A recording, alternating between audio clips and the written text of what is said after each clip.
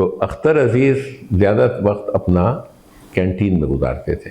LMC जहाँ पर मैं क्लासें भी अटेंड कर लेता था, बदमाशियाँ भी चलती रहती थी, यहाँ पर ज़्यादा वक्त क्लास के बाहर गुजरा और उसका 80% कॉलेज कैंटीन में गुजरा। 10% के लिए ये होता था कि सुबह सुबह जब सब लोग जब पहुँचते थे तो हमारे यहाँ एक बरगद का पेड़ था, मैंने सुना है कि पिछले दिनों में वो काट दिया गया। उसको यम यम ट्री कहते थे क्योंकि उस ज़माने में एक मूवी आई थी under the yum yum tree, Jack Lemmon की। तो यम यम ट्री के नीचे आके, चाहे वो कार से आके बच्चे उतरे, हर क्लास में से मुश्किल से 1 या 2 लड़के या लड़कियां कार में आते थे। तो 10 कारें आती थी, 2-4 प्रोफेसर्स की कारें थी, बाकी बेचारे बाद साइकिलों पे आते थे, मोटरसाइकिल पे आते थे, बसों पे आते थे, पैदल आते थे। तो पेड़ के नीचे आके हम लोग सुबह खड़े हो जाते थे। उसके बाद वो कहता था चलो क्लास में नहीं जाएंगे, क्योंकि जो चीज़ कहलाती है क्लिनिकल रोटेशन, तो क्लिनिक में जाना पड़ता है सुबह 8 से 11 बजे तक, 11:30 बजे तक। तो वो 3.5 घंटे जो थे आप कैंटीन में बैठते थे। फिर अगर किसी को क्लास में जाने का शौक है तो 1 या 2 लेक्चर होते तो उसमें चले जाए। डॉक्टर साहब, मतलब टीचर्स नोटिस नहीं करते हो क्या कि ये लोग हैं जो मुस्तकिल आते ही नहीं है, या आप उसको, यानी इतनी बड़ी क्लास थी क्या उस्ताद को भी अंदाजा भी नहीं होता था? तो उस ज़माने में ये रिवाज था कि वो हर क्लिनिक में अटेंडेंस लेते थे, हर लेक्चर हॉल में अटेंडेंस लेते थे, लेकिन पता नहीं क्यों वो लोग एब्सेंट को ए नहीं लिखते थे, सिर्फ डॉट लगा देते थे। लिहाजा उनका क्लर्क या उनका रजिस्ट्रार या वो दोस्ती या मुरव्वत या रिश्वत में आपकी अटेंडेंस लगा देता था। जब आपकी अटेंडेंस अगर पूरी नहीं होती तो इम्तिहान नहीं दे पाते।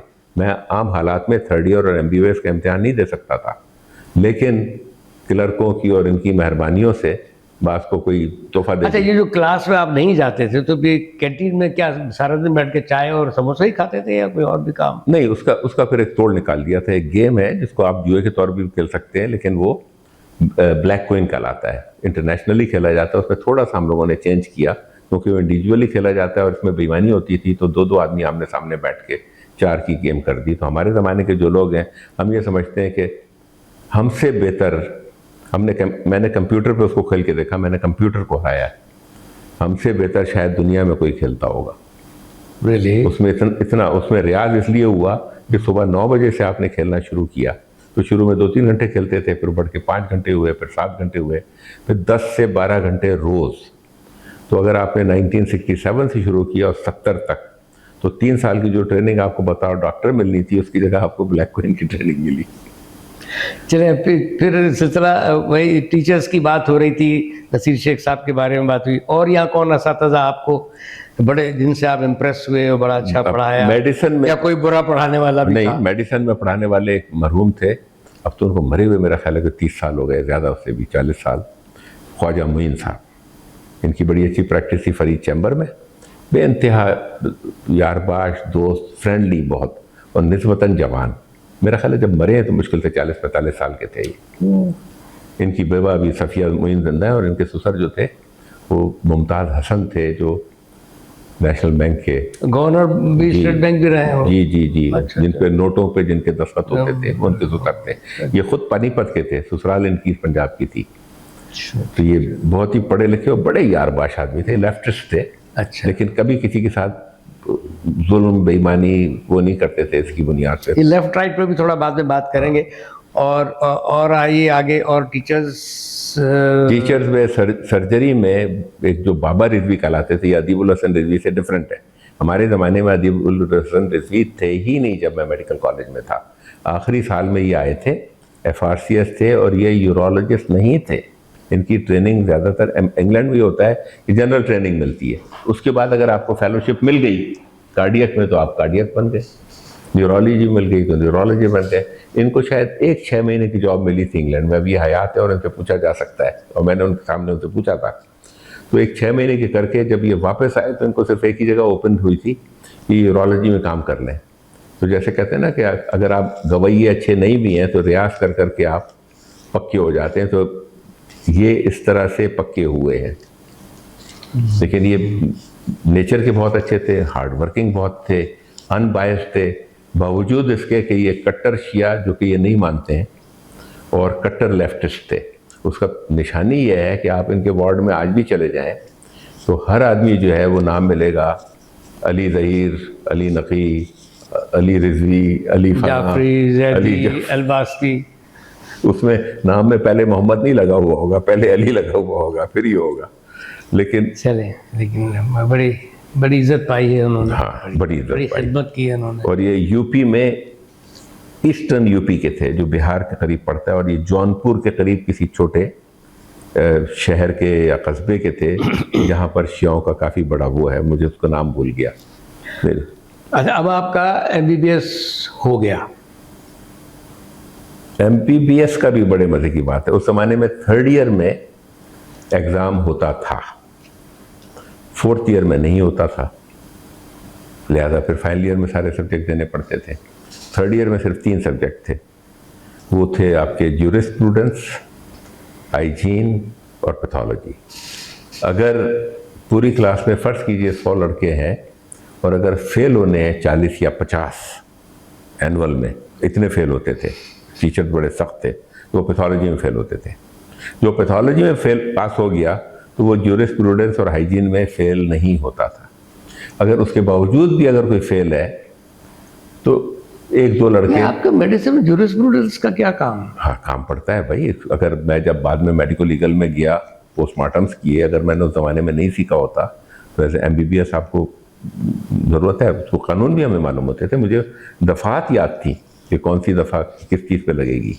अच्छा अच्छा अच्छा। सब तो याद नहीं होती, लेकिन वो चंद एक तो मुझे आज तक याद है। अगर ये रिकॉर्ड हो रहा है तो देखिए, 302 जो है वो कत्ल अमद है। आप इरादा करके, पूरी तैयारी करके कत्ल कर दिया आपने। कर दिया। फिर है जनाब के 307 इरादा और इस तरह से। इक़दाम कत्ल अच्छा, है। ये भी आपको पढ़ना हाँ हाँ, 304 जो है वो एक्सीडेंटल डेथ है, जिसमें आपकी भी शायद थोड़ी बहुत मर्जी या आपकी बदएहतियाती शामिल हो। 304A जो है वो आपकी बदएहतियाती भी नहीं है। अगर आप बस चला रहे हैं और सामने से एक बच्चा दौड़ता हुआ आ गया, वो मर गया, तो बस वाले का क्या कसूर है? लेकिन उस पर भी उसको लगेगा।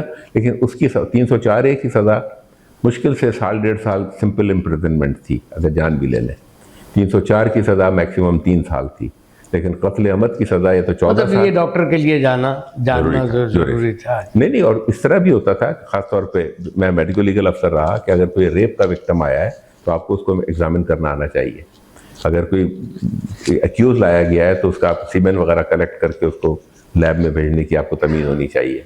अच्छा, आपके इस मैट्रिक आ गए, MBBS कर लिया, तो इस दौरान दोस्तियां बन जाती हैं।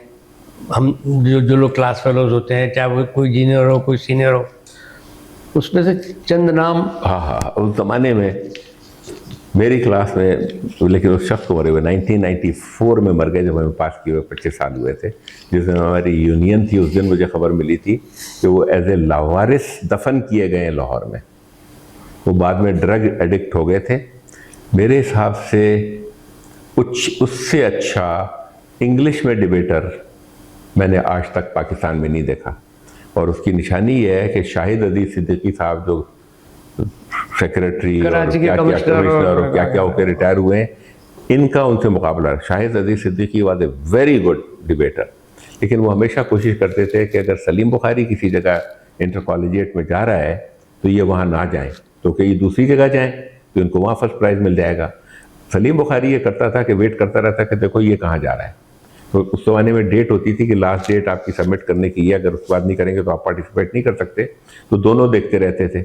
और सलीम बुखारी आमतौर पर उनको अंदर से अपनी ताल्लुकात की वजह से मालूम कर लेता था कि अभी इसका वो पहुँच गया है पार्टिसिपेशन का। बुरे दिनों में शायद अजीज ने उनका बड़ा ख्याल रखा। लेकिन बात यह है कि सलीम बुखारी का ये, और दूसरा ये है कि रेडियो पाकिस्तान से आपके इंटरनेशनल न्यूज़ इंग्लिश में ये पढ़ा करते थे। एक तो आपके बड़े लोग एडवर्ड कैरेपर्ट थे, रिजवान वासी थे। हाँ, लेकिन सबसे अच्छी अंग्रेजी आफ्टर एडवर्ड कैरेपर्ट इसकी होती थी, सलीम बुखारी की। बहुत अच्छा। और मज़े की बात यह कि इंग्लिश मीडियम के पढ़े हुए नहीं थे ये, नाज़माबाद के एवरेज स्कूल के पढ़े हुए। फिर मेरा ख्याल है ये डीजे कॉलेज से BSc करके फिर इनका दाखिला हो गया था KE में। वही जब यहाँ नहीं मिला तो सारी जगह जाना पड़ता था, वहाँ से फिर ये भी सेकेंड ईयर में ट्रांसफ़र होकर आ गए थे। चलिए, सलीम बुखारी का जिक्र हुआ, उसके बाद और जो अभी तक भी आपकी दोस्तियों में हैं लोग? नहीं, लेकिन जो महरूमीन है पहले उनमें से कर लें। तो एक हमारे थे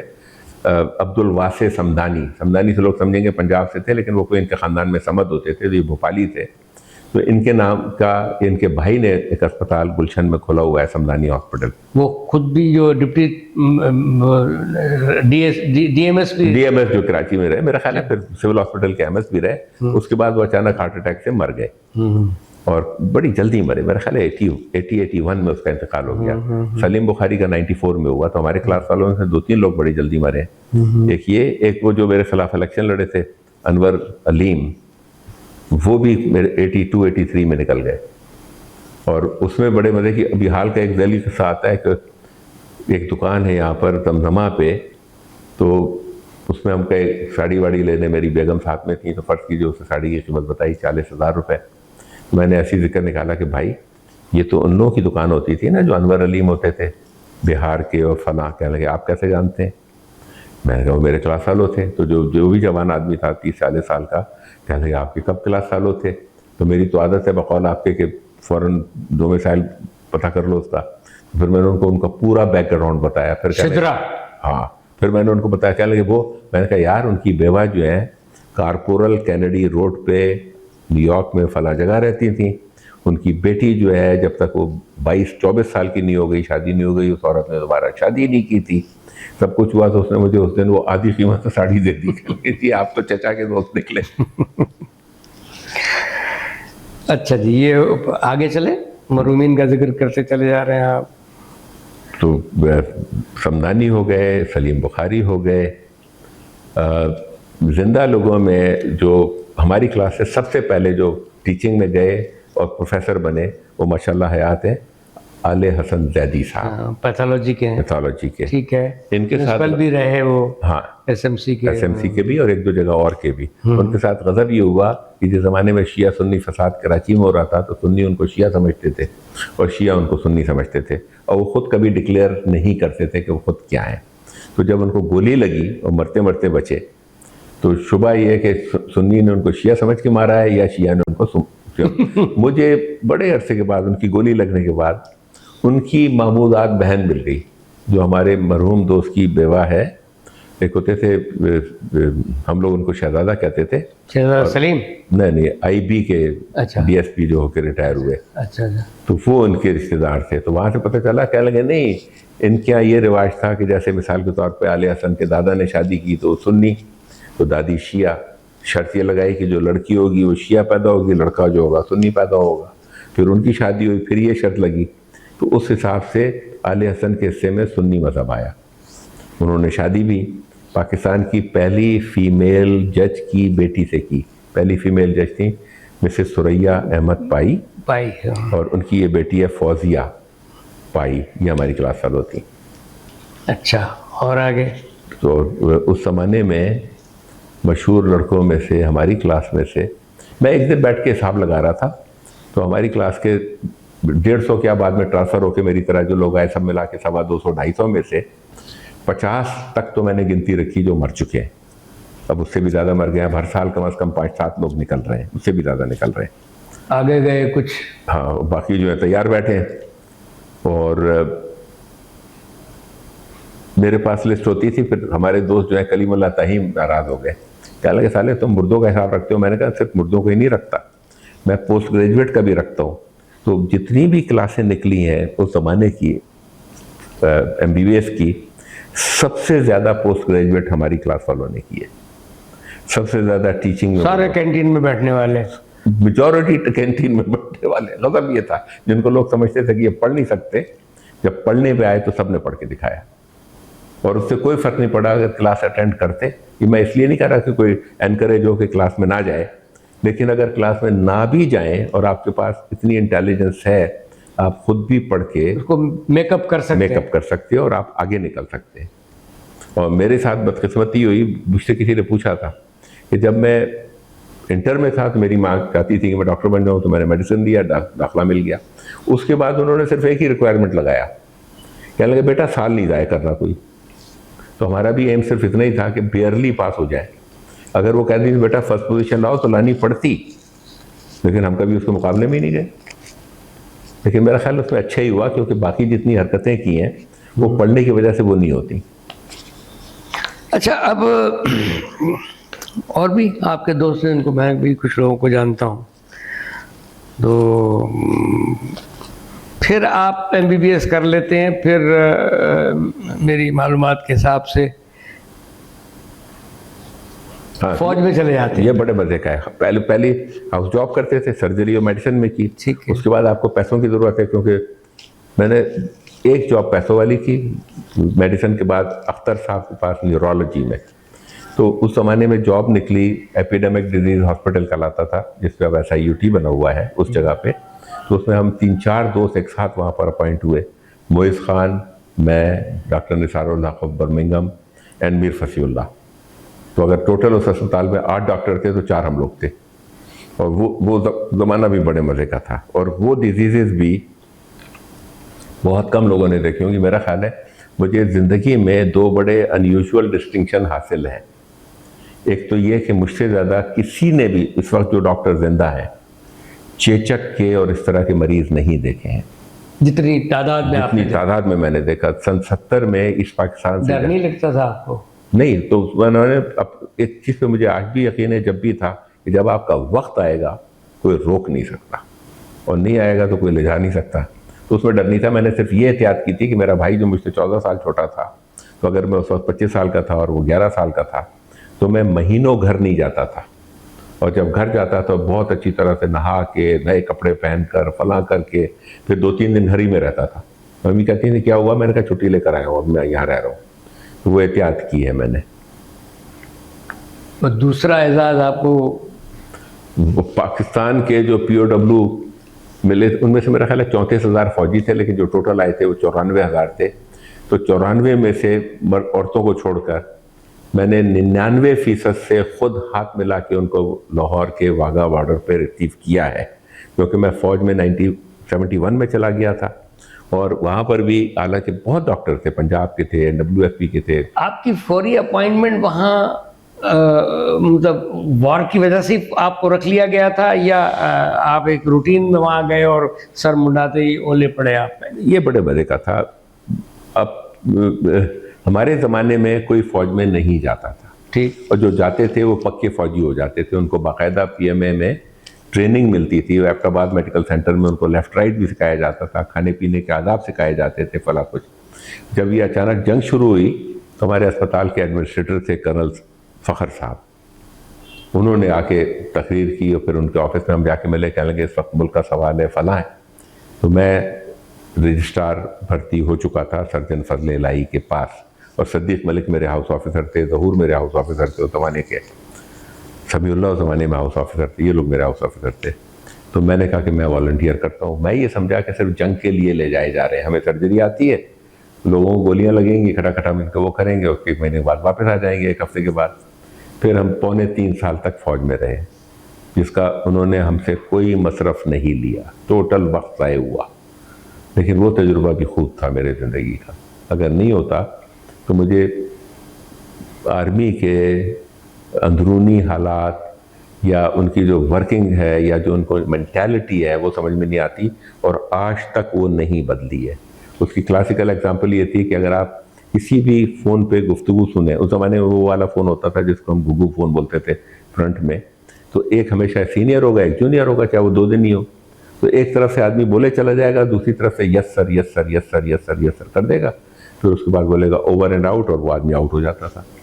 तो ऊपर से जो ऑर्डर होता है, नीचे वाला कभी भी उसके ख़िलाफ़ नहीं बोलता है। और उसके फ़ायदा ये होता है कि अनलाइक थर्ड वर्ल्ड कंट्रीज़, आज तक किसी छोटे अफसर ने पाकिस्तान में बगावत नहीं की है। सिर्फ जो कमांडर इन चीफ़ होता है वो बगावत करता है, चाहे वो अय्यूब खान हो, चाहे अगर आज के दिन जो भी कमांडर इन चीफ़ है वो करना चाहे तो करे। बीच वाला कोई नहीं कर सकता, लोअर लेवल पे नहीं होता। लोअर वाले नहीं करते, ऊपर वाला ऑर्डर देता है, नीचे वाला सुनता है, बगैर चूं चरा किए। अच्छा, अब आप फौज से वापस आ जाते हैं, लेकिन वो फौज से निकलने में क्या कोई मुश्किल पेश आई है? एक रूटीन में आपको कहा कि भाई अब घर जाओ? नहीं, फौज में जब हम समझे, जैसे ही फौज जंग खत्म हुई तो हमने कहा मैं जाने दो, तो कहने लगे जाने देंगे। तो चंद लोग उस जमाने में छोड़े गए, उनमें से एक अली हसन दादी है, ये मुश्किल से 1-2 महीने की जॉब करके आ गए। 1-2 लड़के और थे जो निकल कर आ गए। फिर उन्होंने कहा नहीं, फौज में तो वरना डॉक्टर आते ही नहीं है, हमें तो इतने डॉक्टरों की ज़रूरत है, तो इन सबको रोक लो। और उनको ल्योर करेंगे कि वो इनके लिए लिख दें, तो उनमें से मुश्किल से 2-3% ने हामी भरी कि अच्छा हम फौज में रह जाएंगे। बाकी सब डिसग्रंटल्ड थे, सब लोग नाराज थे, सब लोग वो थे, और वो उनसे लड़ के रहे। मुझसे ज़्यादा लड़ाई नहीं, उसका रीजन क्या, मतलब तनख्वाह तो वहां भी आपको मिलती थी, मतलब आपके नहीं, तनख्वाह आगे बढ़ने के चांसेस वहां कम थे, आगे पढ़ने के मैं क्या? खुल के कहूँगा कि आगे बढ़ने के लिए शर्त ये थी कि अगर आप किसी जनरल के दामाद हैं, बेटे हैं, फला हैं, तो आप बेनतहा आगे बढ़ेंगे। अगर वो भी नहीं है तो किसी ब्रिगेडियर और कर्नल के हैं, फिर भी वो आगे पीछे आपको निकालेगा। ये सिस्टम है फौज का। अगर वो नहीं है तो उस ज़माने में सिर्फ पंजाब के लोग जाते थे, फिर उसके बाद Urdu speaking, Sindhi almost zero थे, बलोच निल थे, पठान होते थे। तो अगर 100 सिपाही हैं और अगर 100 अफसर हैं तो उनमें से 70 से 80 पंजाब के होंगे, 28 जो हैं पठान होंगे, 3 जो हैं उर्दू स्पीकिंग होंगे। तो मेरा वहाँ उसमें कोई चांस नहीं था कि मैं वहाँ जाऊँ और आगे बढ़ूँ। लेकिन हमारे एक जो सीनियर हयात है अभी, ब्रिगेडियर असलम, उनका ये कहना था कि अगर तुम रहते तो तुम यकीनी तौर पे जनरल बनते या तुम्हारा कोर्ट मार्शल होता। दोनों में से एक चीज होती। मैंने कहा मैं दोनों चीज़ों से बच गया, इससे अच्छी क्या चीज़ हो सकती है। तो ये रहा आपका आर्मी वाला हिस्सा। लेकिन आर्मी के तो बेइंतहा किस्से हैं। आर्मी के ज़माने में जितना वक्त गुजारा, क्योंकि मुझे रहना नहीं था और मैं धड़ल्ले से रहे। हाँ, धड़ल्ले से रहा। धड़ल्ले से रहा कि हमारे दोस्त ने ये मुझे कहा था, ब्रिगेडियर अनीस रिटायर्ड हैं और शालीमार के वो चीफ वो रहे हैं, chief executive Shalimar hospital, Shalimar medical college, Shalimar सब कुछ लाहौर में। तो उन्होंने शुरू में जब दोस्ती हुई तो बताया कि डॉक्टर साहब बस ये याद रखें कि आर्मी में आँख से आँख मिला के देखना पड़ता है। मैंने कहा फिर? कहने लगे whoever blinks first loses। मैंने कहा I will never blink in my life. और ये मैंने आर्मी में ही नहीं रखा। अगर मुझे गन वाला मुझे सामने दिखा कि गन करे तो मैं उससे भी ब्लिंक नहीं होगा। कि तूने मारना है गोली तो तू मार दे, ये मत कह कि तेरे हाथ में गन है, मुझसे बात कर दो। तो उससे मुझे फ़ायदा हुआ। इन्हें खैर शख्सियत तो वो भी थी, टीचर भी एक शख्सियत ही होता है। इसके अलावा कोई रिमार्केबल लोग आपकी ज़िंदगी में आए? इस अहमक लोग? नहीं, मेरा मकसद है कि जिनका आप पर कोई असर हुआ, जिनको आपने पसंद किया हो शख्सियत। और इसमें बड़े मज़े का मैं एक जुमला कहता हूँ। मरहूम है, मरहूम, इनकी बुराई नहीं करनी चाहिए, फला नहीं करनी चाहिए, लेकिन मेरे जो कमांडिंग ऑफिसर थे बहुत ही होशियार थे, ईस्ट पंजाब के थे, कर्नल रहमान मरहूम। तो उनसे एक चीज़ मैंने सीखी, हर शख्स उनको नापसंद करता था, सीनियर जूनियर ये वो, लेकिन उसका शख्स का कोई काम नहीं रोकता था। आर्मी में अगर किसी चीज़ की ज़रूरत है, आपकी यूनिट को फ़र्ज़ कीजिए बंकर बनाने के लिए लोहे के गर्डर चाहिए, कोई और चीज़ चाहिए, बाकी लोगों को करना पड़ रहा है, तो वहाँ एक उसूल है बैग बोरो और स्टील, वो उसके बियॉन्ड थे। तो उनसे ये सीखा मैंने कि जब आपको दुनिया में और ख़ास तौर पे पाकिस्तान में कोई काम करना हो, करवाना हो, तो उसकी आप मुकम्मल तैयारी करें। तो उसका ये लफ्ज़ था कि पहले आप रेकी करें, आपको क्यों चाहिए, कहाँ चाहिए, कितने लोगों को और चाहिए, फिर इसका इंचार्ज कौन है। जब वो सब पता चल जाए तो देखिए कितनी अवेलेबिलिटी है। अगर वो चीज़ अवेलेबल ही नहीं है तो आप क्यों रिक्वेस्ट कर रहे हैं, तो आपकी रिक्वेस्ट पड़ी रहेगी। जब वो मिल जाए तो फिर उस अफसर का पता करें जिससे आपको काम है, उसकी नेचर पता करें।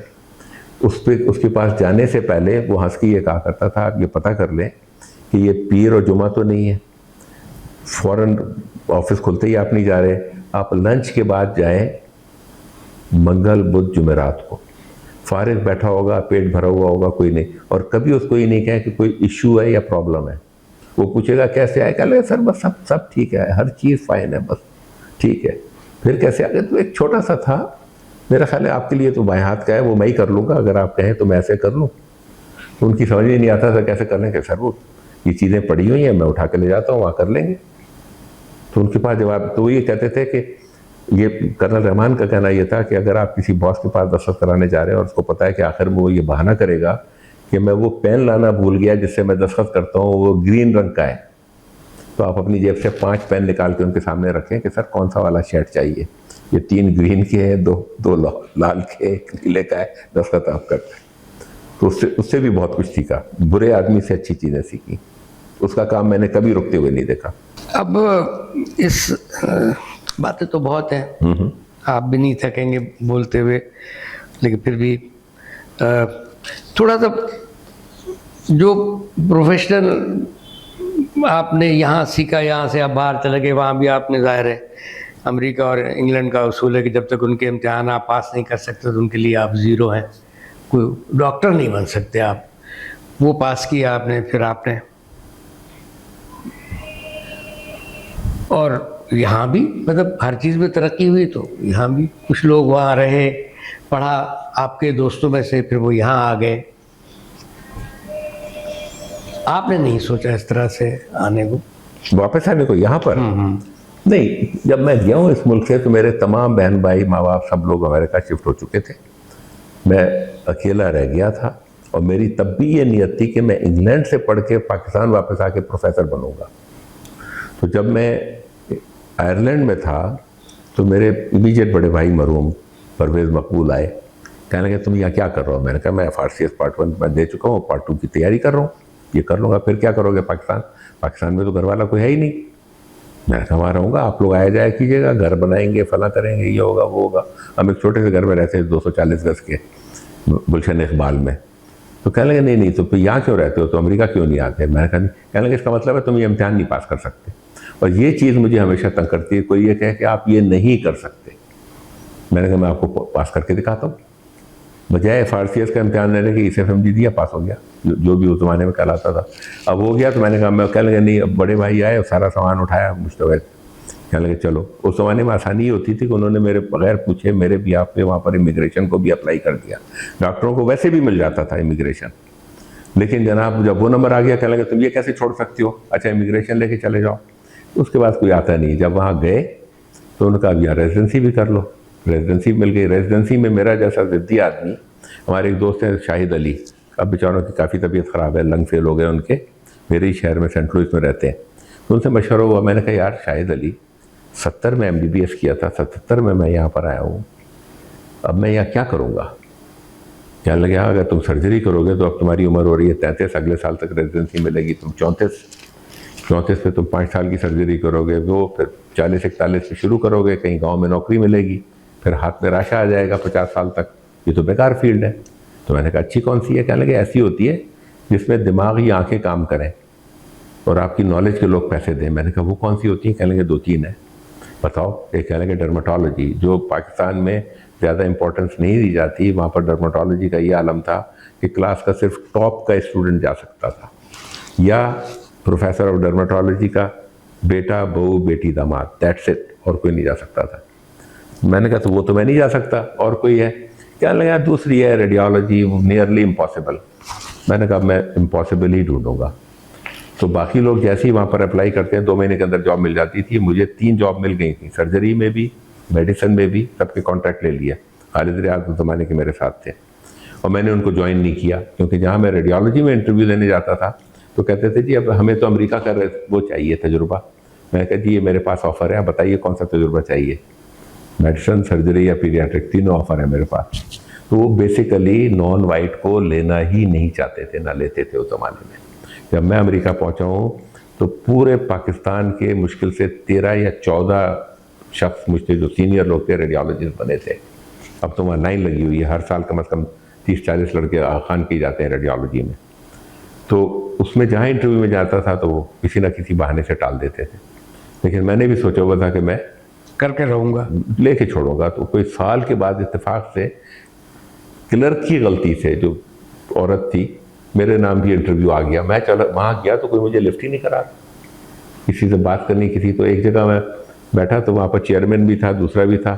वहाँ बात ये नहीं कर रही थी कि हमारे डिपार्टमेंट के जो 2 एनजीओ करने वाले लोग हैं, बॉडी के, ब्रेन के और उसके नहीं दिल के, कार्डियक कैथ वाले, वो अचानक नौकरी छोड़ के चले गए। तो अब रात को कोई कॉल नहीं ले सकता, कोई हड्डी टूट कर आए, एक्सीडेंट हो, गोली लगे, फला, उनके ब्लड वेसल देखने। तो बात निकली तो मैंने कहा सर ये क्यों कमी हो गई है? कहने लगे तुमसे कोई मतलब नहीं, अंग्रेजी में। मैंने कहा नहीं मैं सिर्फ समझना चाह रहा हूँ। उन्होंने कहा ये होता है कि ये लोग चले गए ट्रेंड लोग, अब हम किसी को लें, पूरी रेजिडेंसी करे, उसके बाद उसको 1 साल की फेलोशिप कराएं, हम उसको सिखाएं तो 5 साल में आदमी तैयार होता है। वो तो हमारे पास है ही नहीं। मैं कहा जी एक काम करें, मेरा 8 साल का तजुर्बा है सर्जरी, मेडिसिन, हर चीज़ का, मुझे ये चीज़ आती है, अगर आपकी आर्टरी फट भी जाए तो मैं उसको सी दूंगा, आप मुझे क्यों नहीं सिखा देते, मैं आपकी 1 महीने में कॉल ले लूँगा। उसको यकीन नहीं आया, मैंने कहा दिया, मैं कन्विंस किया वहाँ बैठ के, कहने लगे अच्छा हम सोचते हैं। उन्होंने मशवरा किया, तो जो कार्डियक इसका जो कैथेटराइजेशन का चीफ था डॉक्टर जेफरी बिस्कर, उसने मुझे कहा कि अगर ये कह रहे हैं तो इसको सिखा देते हैं। तो मुझसे कहने लगे हम तुम्हें ट्रायल पे लेते हैं। मैं कहा मैं ट्रायल पे नहीं आता, आप मुझे प्रॉपर नौकरी दें, वरना आप दे रहे हैं सिर्फ 3 महीने की नौकरी की, फिर जुलाई में हम आपका डिसाइड करेंगे। और मैं फरवरी मार्च में गया था, मैंने कहा आप मुझे दें, अगर मैं ख़राब हूँ मुझे निकाल दें और हमेशा के लिए मेरा रेफरेंस ख़राब कर दें कि मुझे पूरे अमेरिका में कोई नौकरी नहीं मिलेगी, लेकिन ये नहीं कि आप मुझे 3 महीने के लिए, उसके बाद मैं ढूंढूंगा। उन्होंने वो जॉब दे दी, फंस गए वो दिन, और आज का दिन रेडियोलॉजिस्ट बन गया मैं। ये भी किस्मत थी या मेरी जिद थी, और शाहिद अली का ये था कि इस तरह से मैंने कहा मैं करके दिखाऊंगा। अच्छा भाई, कि थोड़ा सा क्या कहना चाहिए, सेंटिमेंटल किस्म का सवाल है कि जो कुछ आपको इस मुल्क ने इन जनरल और सिंध ने इन पर्टिकुलर जो कुछ आपको दिया, वो कुछ उसमें से कुछ कर्जा उतार पाए हैं आप? उतार ही नहीं सकते। उसकी वजह यह है कि बहुत कम लोग ये कह सकेंगे कि वो उन जगहों को देख चुके हैं जहाँ से वो लोग इंडिया से आए थे, चाहे वो ईस्ट पंजाब से आए थे, चाहे वो बिहार से आए थे, यूपी से, सीपी से, हैदराबाद से। मैं कई चक्कर लगा चुका हूँ, मैं वहाँ मुसलमानों की हालत देख चुका हूँ। अगर मेरा ख़ानदान इंडिया में रहता तो हमने जितने भी तालीम यहाँ हासिल की वो नहीं मिलती, जो ओहदे हमें मिले वो नहीं मिलते, जो हमें मौके मिले वो नहीं मिलते। तो ये सिर्फ़ और सिर्फ पाकिस्तान की बरकत है। अगर जैसे जिस ज़माने में अल्ताफ़ हुसैन कहा करते थे महाजिर, अरे यार तुम क्या कर रहे हो, तुम जाके वहाँ देखो क्या हाल है, जो लोग पड़े हुए हैं, भूखे मर रहे हैं, कोई उनको आगे नहीं निकलने देता, हिंदू आगे नहीं बढ़ने देता। आपको पाकिस्तान ने दिया है, अगर इसमें आपकी जान भी जाती है तो आप दें। आप आए इसीलिए थे, मेरे वालिद ऑप्ट करके आए थे, ज़बरदस्ती नहीं। वो सब ठीक है, सब कुछ आपको मिल गया जो वहाँ रहते तो न मिलता। नहीं मिलता, बिल्कुल। तो मैं कर फिर आपने इस जगह को पे बैक किया? मैंने किया, आई विल से दैट। लोग MBBS करके अगर एक बार अमेरिका चले जाएं, इंग्लैंड से वापस नहीं आते, सीखते यहाँ से। और सीखने का आलम यह था कि हमारे ज़माने में 12 रुपये महीना फ़ीस थी मेडिकल कॉलेज की, बाकी चीज़ों को मिला के सब मिला के 18 रुपये महीना हो जाती थी। आप जिस ज़माने में $4.5 का डॉलर था, तो $3 $4 पे आप पढ़े हुए हैं, और पास करते ही आप जाते हैं, पलट के नहीं आते। आजकल जो मेडिकल कॉलेज हैं वो कम से कम 27 लाख 30 लाख हाँ साल के लेते हैं, लाखों की बात है। ठीक है। तो उसको दिया ऐसे कि जब मैंने MBBS किया, मैं फ़ौज में गया जिसमें मेरी जान जा सकती थी, 3 साल रहा। जब मैंने सब कुछ कर लिया, मैं फिर वापस आया और बरसों यहाँ पर मैंने नौकरी की। तो मेरे हिसाब से तो मैंने तो पे बैक किया। और दूसरा मुझे शौक़ था कि इनको पढ़ाना सिखाऊं, तो वो मैंने, अब मेरा है, आज एक आया हुआ है डॉक्टर साद, बहुत बड़ा रेडियोलॉजिस्ट है दुबई में, तो उसने बताया। और दूसरे आप डॉक्टर मोहम्मद अली हैं यहाँ पर क्लिफ्टन में, आप उनसे पूछेंगे मुझसे अच्छा आज तक कोई टीचर मिला है इनको पढ़ाना सिखाया कि सिखाते कैसे हैं। वो यहाँ एक लेक्चर देते हैं टाइम मैनेजमेंट पे, अब्बास साहब, उनका स्लोगन ये है कि don't teach your students, teach your teachers. Exactly. उसको पढ़ाना आता है या नहीं आता है, वो बिठाएगा या नहीं बिठाएगा। जैसे कहा था ना कि if the student has not learn that means the teacher has not taught. बिल्कुल बिल्कुल सही तो चले, इसका मतलब आप इस तरह से मुतमईन है कि आपको वो कोई मैंने रिटर्न किया है कि भाई ठीक है, मैंने रिटर्न किया और है। मैंने 2 बार बाकायदा कोशिश की कि इस मुल्क में आके मैं वहाँ पर मुस्तकिल रहूँ। पहली बार मैं 87 में आया, उस वक्त तक MRI दुनिया में नहीं आया था। जैसे ही मैं आया तो यहाँ मैं CT का करके आया था, तो मैंने ज़ियाउद्दीन का पहला CT खुलवाया। उससे पहले बराए नाम, मतलब पहला मॉडल तारिक सुहेल ने अपने अस्पताल में खोला था जो काम नहीं करता था। एक इटालियन टेक्नोलॉजिस्ट बुला लिया था जिसको ना करना आता था ना इनको पढ़ना आता था, बिल्कुल बेकार था। तो पहला CT मैंने लगवाया। जब मैं यहाँ था तो आसिम ने कहा कि MR आ गया, हम MR ख़रीद लेते हैं, आप इसके भी स्पेशलिस्ट हैं। मैंने कहा नहीं, मैं इसका स्पेशलिस्ट नहीं हूँ, इसकी फ़िज़िक्स अलग है, इसकी नॉलेज अलग है, हालांकि मुझे सब रेडियोलॉजी आती है, तो मैं इसको बग़ैर ईमानदारी से ट्रेनिंग लिए हुए नहीं करूँगा। तो कहने लगे आप साल 6 महीने की करके आ जाएँ। मैंने कहा 2 साल की फ़ेलोशिप है। मैंने 2 साल की नहीं 3 साल की फ़ेलोशिप की, और फिर मैं वापस आया। मैंने कहा जब आने ही, और मैंने आसिम को ये जवाब दिया, मैंने कहा आसिम आपकी बात सही है, एक आदमी आता है, उस ज़माने में शायद 7,000 रुपये लेते थे MRI के और 3,500 लेते थे CT के। मैं कहा जो आदमी आपको 3,500 या 7,000 दे रहा है वो इस उम्मीद पे दे रहा है कि जहाँ से जो मुझे चीज़ मिलेगी बेहतरीन तस्वीरें भी मिलेंगी, बेहतरीन रिपोर्ट भी मिलेगी, बेहतरीन ओपिनियन मिलेगा। उस बेचारे को तो नहीं पता कि किसी जाहिल आदमी से रिपोर्ट लिखवा रहा है। मैं उसके साथ इंसाफ कैसे कर सकता हूँ? मैं हलाल की चीज़ उस खाने को मैं हलाल कैसे कर सकता हूँ? तो उन्होंने कहा फिर आप जाइए फेलोशिप करने। साल के बाद मैं चला गया, फेलोशिप करता रहा। इस दौरान में मेरे पहले ससुर साहब का इंतकाल हो गया किडनी ट्रांसप्लांट के बाद, उसके 6 महीने के बाद मेरी सास का हो गया। तो मेरी बीवी का पाकिस्तान से बिल्कुल दिल उचाट हो गया, क्योंकि इनके 3 भाई और हैं, वो भी यहाँ नहीं रहते थे और इनको अपने माँ बाप याद आते थे। घर हमने बहुत अरसे रखा, 30-40 साल रखा, फिर आखिर में भेज दिया, लेकिन उन्होंने कभी भी आने को नहीं कहा। आप वहाँ पढ़ा, आपने वहाँ प्रैक्टिस की, यहाँ आके भी आपने अस्पताल में काम किया, स्टूडेंट्स को पढ़ाया। अब तो यहाँ चप्पे चप्पे पे MRI CT स्कैन की दुकानें, मादत के साथ दुकान का बिल्कुल इस्तेमाल सही है। कर दुकानें खुल गई हैं। नहीं, खाली दुकान ही नहीं है, उनके एजेंट डॉक्टरों के पास घूमते रहते हैं कि अगर आप भेजें तो उनमें से हम आपको कट देंगे 25%, 20%। तो पर्सनल नॉलेज है। उन रेडियोलॉजिस्ट का क्या स्टैंडर्ड है कि कैसे उसको आप इन जनरल, अगर सपोज करेंगे कराची में 100 रेडियोलॉजिस्ट हैं, मेरे हिसाब से आपके स्टैंडर्ड पे कितने उतरेंगे? इन जनरल मैं ऐसे कर लूँगा कि जिनकी जहाँ पर अच्छी ट्रेनिंग हो रही है वो अच्छे, और उसमें लोग कहते हैं, मैंने 1-2 को देखा है और बाकी मैं गया नहीं हूँ, लेकिन देखा है मैंने। अख्तर अजीज़ की बेटी भी वहाँ पर है,